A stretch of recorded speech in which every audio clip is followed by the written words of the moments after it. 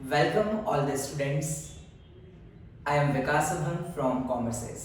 तो जैसा कि पार्टनरशिप के बारे में हम चर्चा कर रहे हैं अकाउंट्स में, और अकाउंट्स में डे नंबर 5 के बाद बच्चों बारी है डे नंबर 6 की।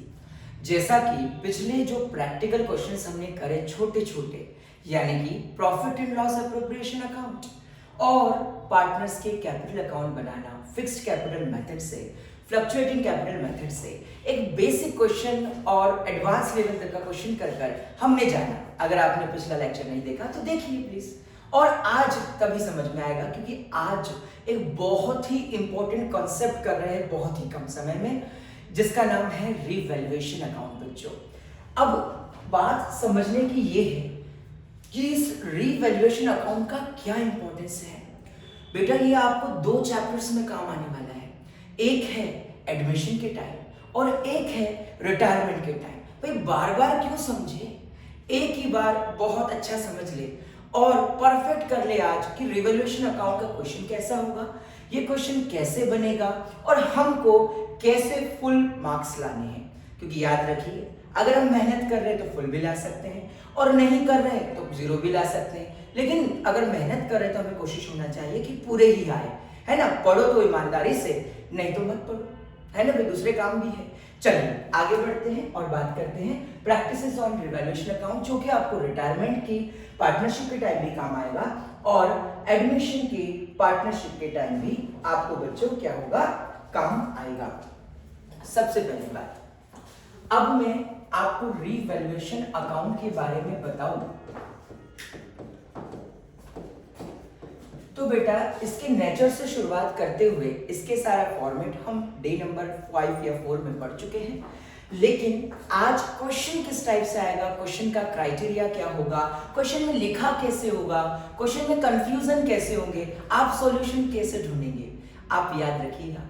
एक बार अगर क्वेश्चन आपने समझ लिया, सॉल्यूशन आपके क्वेश्चन में ही छुपा हुआ होता है। लेकिन क्वेश्चन पढ़ना और समझने में बहुत अंतर होता है। हम ऐसे रीड करते हैं जैसे कि शताब्दी एक्सप्रेस में बैठकर दिल्ली जाना है, लेकिन हमें ऐसे नहीं, आराम से रीड करना है क्वेश्चन और क्वेश्चन की बातों को समझना है। क्वेश्चन किस किस तरीके से पूछे जा सकते हैं, आज उसी पे क्वेश्चन करेंगे और साथ में डिस्कशन करेंगे कि सॉल्यूशन कैसे करें।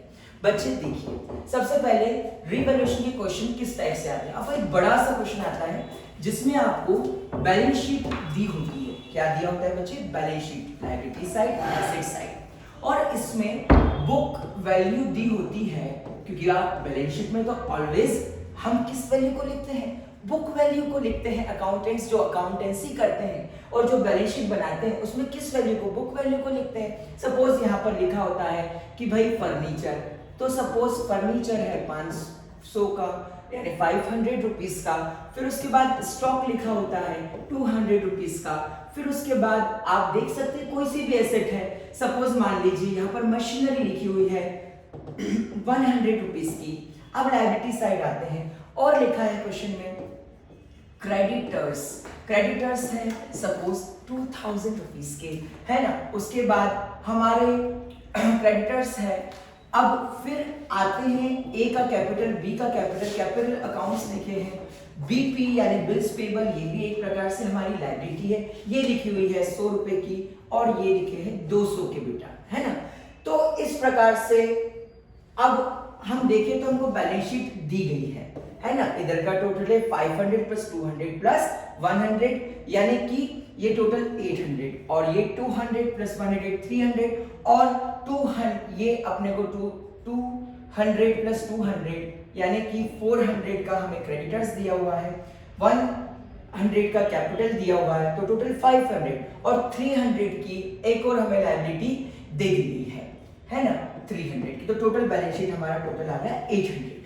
तो ओवरऑल क्वेश्चन का फॉर्मेट क्या होगा, आपको बैलेंस शीट दी हुई होगी, आपको फिर उसमें एडजस्टमेंट दी होगी, यानी कि समायोजन आप क्या क्या करेंगे, एडजस्टमेंट क्या क्या करेंगे। तो पहले बैलेंस शीट को बड़े सुकून से पढ़िए। अब ये बैलेंस शीट देने के तरीके क्या हो सकते हैं, या तो एज यूजुअल जनरल फॉर्मेट, यानी कि जैसा अकाउंटेंसी में पढ़ाया जाता है बैलेंस शीट वैसे की वैसी पूरी उतरी होगी, नहीं तो उससे रिलेटेड बुक वैल्यू की बच्चों इंफॉर्मेशन दी होगी। क्या दी होगा, इंफॉर्मेशन दी होगी, ठीक है, इंफॉर्मेशन दी हुई होगी। अब नेक्स्ट आगे बढ़ते हैं और बात करते हैं हम यहाँ पर, तो इंफॉर्मेशन दी होगी या बैलेंस शीट बनाकर दी होगी, और नेक्स्ट जो प्रोसीजर है जिसमें बच्चे लिखा होगा कि कैसे आएगा क्वेश्चन, एडजस्टमेंट दिए होंगे सम, कि यहाँ पर अपन ने बैलेंस शीट देखी और एडजस्टमेंट दिए होंगे कि भाई अब जो वैल्यू है, एडजस्टमेंट की भी तरीके 4-5 तरीके होते हैं, इससे टफ नहीं पूछते हैं, उसको अच्छा डिटेल करना है। बेटा मैंने पहले ही बोला था एक बार कंसेप्ट तैयार करा दो, प्रैक्टिकल में तो एक्सपर्ट आपको होना ही होगा, क्योंकि अगर आप मेहनत कर रहे हैं तो आप एक्सपर्ट ना हो ऐसा हो नहीं सकता, और स्पेशलाइजेशन आपके अकाउंटेंसी में आना चाहिए। देखिए अब एडजस्टमेंट का पहला तरीका हो सकता है, आपको बोल दिया कि एसेट की वैल्यू कितनी है, आपको बोल दिया कि जैसे एसेट्स था हमारे वहां पर एक याद होगा आपको डेबिट साइड, फर्नीचर था 200 रुपीज का, अब आपको बोल दिया कि फर्नीचर की वैल्यू 200 से बढ़कर 400 हो गई है, या तो ऐसा दिया होगा, या तो आपको बोल दिया कि फर्नीचर की वैल्यू 200 से घटकर 300 हो गई है। तो पहला तरीका पूछने का ये क्वेश्चन को, एडजस्टमेंट को। अब एसेट का बता रहा हूं, वैसे लायबिलिटी का होगा, अगर आप एसेट का ट्रीटमेंट सीख जाएंगे तो लायबिलिटी का सपोज उल्टा ही करना है एंट्री, बस और क्या करना है, एक चीज पढ़िए, दो चीज समझिए, हो गए ना एक तीर से दो निशाने। आइए अब बात करते हैं कैसे सॉल्व करेंगे। बेटा जो बैलेंस शीट में 200 दिख रही है यानी 200 अमाउंट दिख रहा है, और अब वो हो गया 400, तो मतलब एक्सेस यानी कि एसेट में क्या हुआ, एसेट में हुआ बच्चे इंक्रीज, क्या हुआ इंक्रीज, जो आप स्पीड में नहीं समझ पा रहे थे थ्योरी में, मैंने इसलिए एक एक क्वेश्चन को प्रैक्टिकल दिमाग से बना के आपके लिए लेकर आया हूं दोस्तों, बच्चों, है ना, ताकि आप लोग घबराए नहीं, मेहनत करें। घबराता वो है जो मेहनत ही नहीं करता, जो मेहनत करता है उसको घबराने की जरूरत ही नहीं है, वो मेहनत करे, फल उसको जरूर मिलेगा। देखिए अब आते हैं और बात करते हैं यहाँ पर क्या हो गया बेटा 200 से इंक्रीज। अब कॉन्सेप्ट तो अपन ने पढ़े हैं पिछले लेक्चर्स में कि अगर एसेट्स में इंक्रीज हो तो रिवैल्यूएशन अकाउंट में क्या करते हैं, अगर एसेट्स में इंक्रीज हो तो रिवैल्यूएशन अकाउंट में क्या करते हैं। बच्चों आपको याद आ रहा होगा पिछली क्लासेस में अपन ने पढ़ा था कि क्रेडिट करते हैं, और जो बच्चे ने पिछली क्लास नहीं देखी वो देख लीजिए, और जो नहीं देख पा रहे हैं उनके पास टाइम नहीं है तो अभी मैं जो क्वेश्चन सॉल्व कराऊंगा तो बताऊंगा ही सही, है ना। चलिए आइए, अब एसेट्स इंक्रीज हो गया तो हम उसको क्रेडिट कर देंगे। अब क्या क्रेडिट अमाउंट करेंगे, तो अमाउंट भी आ गया हमारे पास, क्या अमाउंट क्रेडिट करेंगे यानी कि 200 यानी 200 रुपीज का जो सिर्फ इंक्रीज या डिक्रीज होता है ना वही रिवैल्यूएशन में आता है ना बेटा। सोए भी हो तो जाग कर याद कर लेना है कि इंक्रीज और डिक्रीज ही रिवैल्यूएशन में आएगा। और आप क्या समझते पता है, आपको क्या लगता है, आपको लगता है कि भैया एसेट की वैल्यू बढ़ गई तो 400 लिख लो, तो जिसका जो रिकॉग्निशन यानी कंसेप्ट पक्का नहीं है उसी को डर लगता है। और डर क्यों लगता है दोस्तों, क्योंकि नॉलेज की कमी ही डर का वास्तविक कारण है। आइए अब बात करते हैं, ये आपने समझ लिया 200। अब इसमें क्या होगा, 200 से वैल्यू कितनी हो गई बच्चे 300 हो गई, कितनी हो गई 300। जब वैल्यू 300 हो गई तो आपको कुछ भी नहीं करना है, 300 माइनस 200 मतलब यहाँ पर एसेट्स में क्या हुआ है डिक्रीज, यानी कि एसेट में कमी हुई है। और कंसेप्ट के हिसाब से जब एसेट्स में डिक्रीज होता है, जब एसेट्स में डिक्रीज होता है तो हम रिवैल्यूएशन में क्या करेंगे, वो 100 रुपया, वो 100 रुपया हम करेंगे डेबिट, वो 100 रुपया हम करेंगे बच्चे डेबिट, क्या करेंगे डेबिट। तो ऐसे एक एक कंसेप्ट को करते हुए आगे बढ़िए। आपके लिए प्रैक्टिकल क्वेश्चन कुछ भी नहीं है बच्चों, बस मेहनत का खेल है, प्रैक्टिस का खेल है, और आपको 100 में से 100 लाने ही होंगे। आप अपने आप पे भरोसा कीजिए, आप खुद डिसाइड करेंगे कि आप फर्स्ट रैंक आ रहे हैं। देखिए अब आगे बढ़ते हैं और बात करते हैं, किस चीज की बात करते हैं, वही जो आप सुनने के लिए उत्सुक है ना। आप बोल रहे सर जल्दी बताइए कि फॉर्मेट क्या हो, वो बता चुका हूं सर, जल्दी बताइए कि इसको एंट्री को अमाउंट कैसे लिखेंगे। और भी दूसरा तरीका है, पर पहले सारे तरीके बता दूं क्योंकि तरीके हम सीख जाए। एक क्वेश्चन सीख के हमको 100 क्वेश्चन करने हैं, 100 क्वेश्चन कर एग्जाम में एक क्वेश्चन नहीं करना, ऐसी हमारी फितरत नहीं है। हम एक ही ढंग से करेंगे और 100 जरूर करके आएंगे। देखिए अब दूसरा प्रोसेस क्या हो सकता है, क्वेश्चन में एडजस्टमेंट पूछने का, डायरेक्ट दे दिया कि asset value is reduced by. अब एसेट्स में सारी एसेट्स तो पता है आपको, बचपन से पढ़े जा रहे हो, फर्नीचर है, स्टॉक है ना, मशीनरी है, प्लांट है, और न जाने कितनी कितनी एसेट्स है जो आप जानते हो मेरे बच्चों।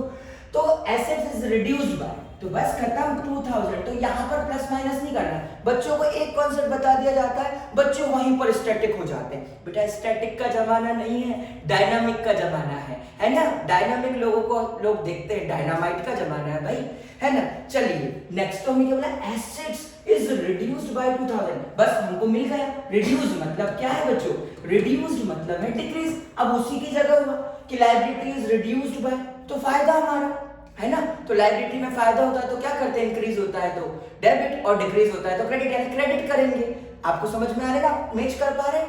आपको ये प्रैक्टिकल क्लास का भी समझ में आएगी जब आप थियरी के कॉन्सेप्ट कर आएंगे। कॉन्सेप्ट जो मैंने पढ़ाए हैं डे नंबर 3, 4 जो भी है, आप पूरे लेक्चर देखिए तो आपको सबसे सटीक समझ में आएगा। देखिए अब यहां पर आ गया एक ये तरीका, अब रिड्यूस की जगह बोल दिया इंक्रीज्ड बाय 2000, तो सिर्फ 2000 से मतलब है, क्योंकि रीवैल्यूएशन अकाउंट में हमको सिर्फ किससे मतलब है बच्चों, इंक्रीज और डिक्रीज से। याद रखिएगा, बात आसान है, लेकिन जब प्रैक्टिकल क्वेश्चंस में पूछने के लिए आती है तो हम लोग घबरा जाते हैं और सॉल्व नहीं कर पाते हैं। हमको ये करना है कोशिश कि नहीं, अब हमें घबराना नहीं है, घबरवा के आना है कि टीचर पूरे 6 में से 6 दे, 4 में से 4 दे, 3 में से 3 दे और 1 में से 1 दे, है ना। चलिए आगे, अब एक और कंसेप्ट होता है एसेट्स लायबिलिटी का, इस तरीके से पूछ लिया। अगली बार बस लैंग्वेज चेंज कर देते हैं कि भैया बैड डेट्स हो गए, बैड डेट्स का आपको चलो प्रोविजन बनाना है। क्या बनाना है, प्रोविजन बनाना है। तो कई बच्चे बोलते हैं सर ये ऐसे अलग अलग जो चिड़िया उड़कर आ जाती है और हमको उनको दाना खिलाना होता है। सर ऐसे में जब हम वैसे ही कमजोर प्राणी है ना, और उसमें इतनी सारी एडजस्टमेंट कैसे याद करें। बेटा याद तो करना ही नहीं है, क्योंकि याद करोगे तो दिमाग पर प्रेशर पड़ेगा तो पैनिक हो जाओगे और जितना आता है वो भी भूल जाओगे। समझना है, सिंपल सी बात। देखो मैं इसको करा के बता दूं, बैड डेट्स के प्रोविजन बनाने हैं 5000 से। तो आपको पता है प्रोविजन क्या होती है, बिजनेस की लायबिलिटी, और लायबिलिटी होती है और प्रोविजन बढ़ गए, मतलब क्या हुआ रिवैल्यूएशन में, लायबिलिटी में इंक्रीज। और जब लायबिलिटी में इंक्रीज होता है तो रिवैल्यूएशन अकाउंट में क्या करेंगे, डेबिट, एंट्री उल्टी होगी, है ना। एंट्री को भी ध्यान रखना है। अकाउंट्स की कंसेप्ट ही है डेबिट इक्वल टू क्रेडिट, क्योंकि all accounts of partnerships, of sole proprietorship या company based on only on double entry concept. लेकिन इसके अलावा भी कई कॉन्सेप्ट है, लेकिन उसको अभी यूज नहीं कर रहे, अभी सिर्फ हम डबल एंट्री को यूज कर रहे हैं। याद रखो डेबिट और क्रेडिट, अगर आपने डेबिट और क्रेडिट को खेलना सीख लिया तो अकाउंट्स में 100 में से 100 तो पक्के हैं मेरे दोस्तों। देखिए क्लियर। अब ये लायबिलिटी इंक्रीज हमने डेबिट किया। अब बोले सर आपने ये एडजस्टमेंट्स वगैरह तो बता दी, सर अब बराबर फॉर्मेट कर बताओ कि रिवैल्यूएशन अकाउंट बनेगा कैसे, दिखेगा कैसे, हमको प्रेजेंट कैसे करना है। सर एग्जाम के हिसाब से तो बताइए आप। बिल्कुल बताऊंगा बेटा, उसलिए तो आया हूं, है ना। देखिए अब सबसे पहली बात ध्यान से समझिएगा, जब आपको रिवैल्यूएशन अकाउंट बनाना है तो आप लिख लेंगे रिवैल्यूएशन अकाउंट। बिल्कुल बेटा। अब लेकिन सब लोग करते हैं, एक नई चीज बता रहा हूं, जो कोई भी लेजर अकाउंट बनाने से पहले ऊपर बिल्कुल छाप के आओ, उससे आपकी एक्सीलेंसी दिखेगी। ऊपर फटाफट लिख दो भाई, दिया रहता है कौन सा ट्रेडर से या सोल प्रोप्राइटर है, पार्टनर है तो दिया रहता है कौन सी पार्टनरशिप, तो लिखो in the books of Messrs क्या भैया, हल्दीराम भुजिया वाला या मनोहर स्वीट्स वाला, है ना, कुछ भी जो भी पार्टनरशिप फर्म का उसका नाम जरूर लिखो और फिर बनाओ कौन सा अकाउंट बना रहे हो, इन रिवैल्यूएशन अकाउंट। और याद रखो एक पेज वर्किंग नोट्स के लिए जरूर छोड़ो बच्चों, प्यारे बच्चों।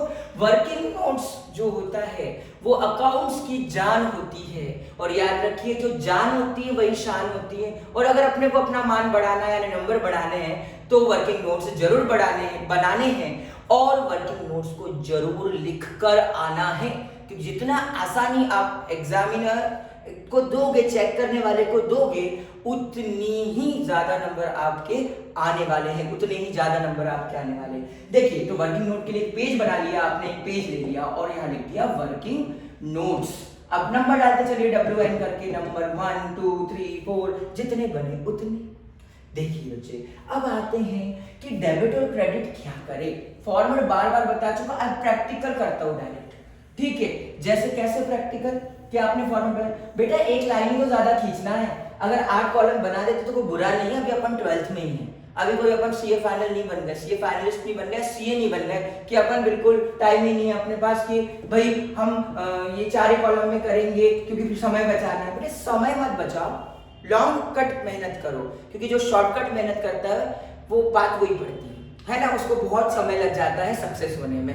लेकिन जो लॉन्ग कट मेहनत करता है उसको पहले समय जरूर लगता है, लेकिन जब वो चमकता है तो असली खरा सोना वही होता है ना। और आपको खरे सोने बनना है 24 कैरेट वाला, ठीक है। चलिए और बात करते हैं, हम एक और कॉलम बढ़ा लेते हैं, एक डेट का, फिर एक पर्टिकुलर्स का, एक बढ़ा देंगे LF का, और फिर लिख देंगे अमाउंट। फिर हमने बोला यहाँ लिख देंगे हम डेट, फिर एक कॉलम है पर्टिकुलर्स, फिर एक कॉलम है LF यानी लेजर फोलियो, और यहाँ हमने कर दिया अमाउंट का कॉलम, है ना, अमाउंट का कॉलम। देखिए बच्चे समझ पा रहे हैं ना, बोर बिल्कुल नहीं होना है, प्रैक्टिकल सब्जेक्ट बहुत आसान होता है। लेकिन क्या होता है भाई, जो डॉगी होता है वो इंसान से डरता है, और इंसान जो होता है डॉगी से डरता है। पता चल रहा है दोनों एक दूसरे से डर रहे हैं। लेकिन यही है अकाउंट्स के साथ अपने साथ कि बड़े सब्जेक्ट है, 3 बुक है, तो वो अपन उससे डरते हैं, वो अपने से डरता है। पर वो बोलते हैं एक बार मुझसे दोस्ती तो करके देखो, एक बार अगर दोस्ती कर लोगे तो मैं तुम्हें 100 में से तो जरूर दिलाऊंगा, ऐसा अकाउंट्स अपने से कहता है। तो बिल्कुल अपना करियर इंपॉर्टेंट है, फर्स्ट प्रायोरिटी अपने करियर पर है, अपने मार्क्स पर है, फिर बाकी चीजें तो आती है और जाती है। चलिए नेक्स्ट, अब अपन ने पढ़ा date particulars LF amount, date particulars LF amount, बन गया रिलेशन अकाउंट का फॉर्मेट। आइए एसेट की वैल्यू, जैसे क्वेश्चन है अपने पास, एसेट की वैल्यू जो है 500 से डिक्रीज हो गई, मतलब 500 से कम हो गई। अब मेरे प्यारे बच्चों आप सभी जवाब दीजिए, वहीं पर बैठे बैठे बताइए कि जब 500 हो गई यानी कम हो गई तो किस साइड आएगी। अपन ने पढ़ा था कि 2 भाई किसकी वैल्यू, मशीनरी की वैल्यू या फर्नीचर की वैल्यू, जो भी एसेट की बात हम कर रहे हैं। सपोज मान लीजिए 200 रुपए से कम हो गई तो डेबिट कर दो। मान लीजिए कोई दूसरी फर्नीचर टाइप का है, उसकी वैल्यू कितने से घट गई, बढ़ गई, तो उस मान लो 300 से बढ़ गई तो 300 को क्या कर दो, क्रेडिट कर दो। अब ये वैल्यू कैसे आएगी, अभी इससे पहले मैंने फ्लैशबैक में जाइए आप और सुन समझिए, रिकैप करिए अपने माइंड को, लेक्चर को रिकैप करके देख लीजिए कि मैंने बताया था ना कि डेबिट किसको करेंगे, क्रेडिट किसको करेंगे, पिछले लेक्चर्स में बताया था। अब वो चीज रिपीट कराना इसलिए अभी पॉसिबल नहीं है क्योंकि ये रेगुलर बेच नहीं है बच्चों। अगर रेगुलर बेच होता तो अपन 50 बार पढ़ते। याद रखिए कि भाई हो सकता है कोई इंटेलिजेंट, पैदाइशी इंटेलिजेंट हो तो उसको एक बार में याद हो जाता है, एक बार में समझ में आता है। लेकिन अगर हम टॉप करना चाहते हैं, हम गधे भी हो, जीरो भी हो, तो भी हीरो बन सकते। भाई हमें 200 बार प्रैक्टिस करनी पड़ेगी ना। प्रैक्टिस से क्यों कतराते हो, 200 बार प्रैक्टिस करो, हम देख लेना 1 साल में उनके बराबर आ जाएंगे जो टॉप करता है, नंबर 1 लाता है। क्योंकि हमने भी मेहनत करी। हो सकता है मैं गलत डायरेक्शन में लाऊं, है ना, लेकिन सही डायरेक्शन में जब हम आते हैं तो बिल्कुल 100 में से 100 लाते हैं। और हम ही खुद, आप खुद जो आप पढ़ेंगे वही आपका रिजल्ट डिसाइड करेंगे। हम तो सिर्फ आपको डायरेक्शन दे सकते हैं, आपकी मदद कर सकते हैं, करना तो आपको ही है। चलिए अब आ गए यहाँ पर 300, 200। अब स्टॉक की वैल्यू इंक्रीज हो गई बाय 5000, तो इंक्रीज होती है तो बेटा एसेट है, तो हमने लिख दिया बाय स्टॉक कितना 5000। अभी किस तरीके से दिया हो सकता है, बैलेंस शीट में दिया होगा मान लीजिए 10,000, मतलब पहले 5,000 दिया होगा और फिर बाद में दे दिया होगा कि 10,000 वैल्यू हो गई है उसकी, तो 10,000 माइनस 5,000 यानी 5,000 लिख दिया। एक तरीका ये हो सकता है कि बैलेंस शीट में आपको वैल्यू दे और फिर आपको उसको एडजस्ट करके माइनस करके लिखना हो। एक ये तरीका से डायरेक्ट बोल दे कि एसेट्स की value reduce by stock is reduced by 5,000 या स्टॉक इज इंक्रीज्ड बाय 5,000। दूसरा ये तरीका हो सकता है। या एक और घुमाने का तरीका है बच्चों कि स्टॉक इज डिक्रीज्ड बाय 5% या स्टॉक इज इंक्रीज्ड बाय 5%। तो घबराना नहीं है, परसेंटेज तो निकालते आता ही है ना। तो परसेंटेज जब निकालते हमें बच्चों आता है तो बस निकाल लेना है। सपोज मान लीजिए हमने बोला कि डिक्रीज बाय 10%, स्टॉक था 50,000 का और इंक्रीज बाय 10%, तो देखो निकल गया 5,000। वर्किंग नोट कर लिया मस्त, और यहाँ पर लिख दिया बाय स्टॉक बाय 5000। मतलब मैं एक क्वेश्चन के माध्यम से और प्रैक्टिकल क्लास के माध्यम से बच्चों सिर्फ इतना ही बताना चाह रहा हूँ कि ये अकाउंट आपको रिटायरमेंट के टाइम भी काम आने वाला है और साथ ही साथ एडमिशन के टाइम भी काम आने वाला है। तो क्यों ना ये अकाउंट कर ले, क्योंकि ये अकाउंट जब कंप्लीट हो जाएगा उसी के बाद तो पार्टनर्स कैपिटल बनना है मेरे दोस्तों, और उसी के बाद कैश या बैंक और फिर बैलेंस शीट की तरफ हमें आगे बढ़ना होता है। तो याद रखिए, जब बेसिक थीम अपने को आ गई, बेसिक्स मजबूत हो गए, नींव मजबूत है घर की, तो घर लंबा चलेगा, यानी कि हमारा दिमाग लंबा चलेगा। और knowledge is supreme for human being. जो व्यक्ति नॉलेजेबल है वो हमेशा सम्माननीय है। देखिए बच्चे, अब यह हो गया, अब 5 और 300 अपने कर लिया, और ऐसे कई टाइप के आपको कंफ्यूजन दे सकते हैं। Asset increase decrease, stock increase decrease, furniture increase decrease, machinery increase decrease, और तमाम न जाने। बस आपको इतना पहचाना होगा कि कौन एसेट्स है, कौन लायबिलिटीज है, किसमें इंक्रीज हो रहा है, किसमें डिक्रीज हो रहा है। बस इतना अपने दिमाग में पकड़ लिया तो बस रिवैल्यूएशन आज का खत्म हो गया, आपको मैंने सिखा दिया। देखिए अब इसको कैसे फिर बैलेंसिंग करना। क्रेडिट साइड ज्यादा है तो क्रेडिट बैलेंस है, मतलब रिवैल्यूएशन ऑफ प्रॉफिट आएगा। डेबिट साइड ज्यादा है मतलब क्या आएगा, डेबिट साइड ज्यादा है तो डेबिट बैलेंस ज्यादा है, मतलब लॉस आएगा। तो लॉस ऑन रिवैल्यूएशन लिखेंगे कैसे, बांटेंगे कैसे, वर्किंग नोट कैसे करेंगे सर, उसको प्रैक्टिकल एप्लीकेशन करेंगे कैसे, बताइए सर। बिल्कुल बताते हैं। देखिए अब मान लो वही तीन ही चीजें हैं, है ना। फिर हमने कर दिया 5300 से टैली, भाई ये अकाउंट खत्म हो गया। अब 200 इधर है, तो मतलब पूरा प्रॉफिट कितना हो गया, देखो सीधे सीधे लिख लो शॉर्ट में, 5300 माइनस 200। बच्चों इतना याद रखो कि समझते टाइम कम अमाउंट से समझो, दिमाग पे लोड मत लो, क्योंकि लोड अगर हम दिमाग पे लेते हैं तो दिमाग काम नहीं करता है ना। और दिमाग तो बहुत तेज है, क्योंकि आप लोगों का दिमाग तो चाचा चौधरी से भी तेज चलता है ना। अगर आपको डोरेमोन देखने का बोला जाए, भाई बच्चे बड़े नहीं देखते, बड़े बड़े भी देखते हैं, है ना। तो डोरेमोन तो आप कितने जल्दी फुर्ती से देख लेते हैं, वैसे ही जब आप इंटरेस्टिंग बना देंगे पढ़ाई को तो 100 में से 100 जरूर लाएंगे मेरे बच्चों। देखिए अब यहाँ आ गए और हमने बोला और व्यवस्थित प्लस माइनस कीजिए, मतलब सिस्टमैटिक। भाई थोड़ा 1 मिनट ज्यादा लग जाएगा, लेकिन उसकी झंझट से बचिए कि गलत हो गया तो, क्योंकि एग्जाम में डबल रिपीट क्वेश्चन करने का टाइम ही नहीं है, क्योंकि पेपर लेंदी है, प्रैक्टिकल्स भी करना है, थ्योरी भी करना है, 80 नंबर का पूरा अटेम्प्ट करके आना है, सीबीएसई बिल्कुल करके आना है अपने, है ना। देखिए अब 5300 माइनस 200, यानी कि यहाँ पर कितना बचा, देखिए बताइए 100, और इधर कितना बचा 5100। तो अब यहाँ पर आ गया 2 प्रॉफिट ऑन रिवैल्यूएशन। अब बच्चे ये प्रॉफिट ऑन रिवैल्यूएशन कहाँ ट्रांसफर होगा, इसकी समस्या आ रही थी। तो बेटा प्रॉफिट किसका है, ओल्ड पार्टनर्स का। किसका है, ओल्ड, जो बिजनेस कर रहे हैं। तो याद रखना रिवैल्यूएशन अकाउंट का प्रॉफिट ओल्ड पार्टनर्स के कैपिटल अकाउंट में ही ट्रांसफर होगा, अगर फ्लक्चुएटिंग कैपिटल मेथड से बना हो कैपिटल अकाउंट, और नहीं तो कैसे होगा बच्चों, पार्टनर्स करंट अकाउंट में ट्रांसफर होगा, अगर फिक्स कैपिटल से बना हो तो। फ्लक्चुएटिंग से कैपिटल और फिक्स से करंट लग जाता है, याद रखिएगा, क्योंकि छोटी गलती नहीं करना है, ठीक है। आइए अब इसको कंप्लीट किया हमने, यहाँ लिख दिया भैया आउटर में 5100 का हुआ। लेकिन भैया दो पार्टनर थे ए और बी, अलबेला और बलबेला, है ना, अलबेला और बलबेला दो पार्टनर थे ए और बी। अब भाई इनका रेशियो क्या था, ओल्ड रेशियो, तो कुछ नहीं दिया तो पार्टनरशिप डीड क्या नहीं बनाओ तो 1932 क्या कहता है, सेक्शन बताया था हमने 14, section 14 of Indian partnership act 1932। बताइए क्या कहता है, वह यही कहता है जो आप सुनना पसंद करते हैं कि बराबर बराबर बांटिए। तो बस बराबर बराबर वर्किंग नोट कैसे बनेगा, भाई हमने बोला वर्किंग नोट नंबर 2। अब ये वर्किंग नोट लिखने का तरीका भी आपको बता देता हूं। वर्किंग नोट नंबर 2 बोले कितना बराबर बटेगा, भाई प्रॉफिट कितना है 5100, आपने लिख दिया डिस्ट्रीब्यूशन ऑफ प्रॉफिट, भाई किस रेशियो में, बोले भाई 1:1 में। अब कोई भी रेशियो भाई डिवाइड बांटना है, रेशियो जब बांटते देखो 1 प्लस 1 को कर दिया 2, नीचे से मान लो 2 है तो 1/2 बटेगा। तो सपोज अलबेला को बांट रहे ए को और फिर बलबेला को बांट रहे बी को, तो ए को जब बांट रहे तो क्या होगा बच्चों 5100 into 1/2, 5100 into 1/2। स्पीड तो नहीं हो रही, कमेंट में जरूर लिखिए और पढ़िए ध्यान से। अब देखो 2 2 जा 4 है ना, 2 5 जा 10 और 2 5 जा 10 और 0 यानी कितना आ गया 2550 यानी कि 2550 यानी कि 2550।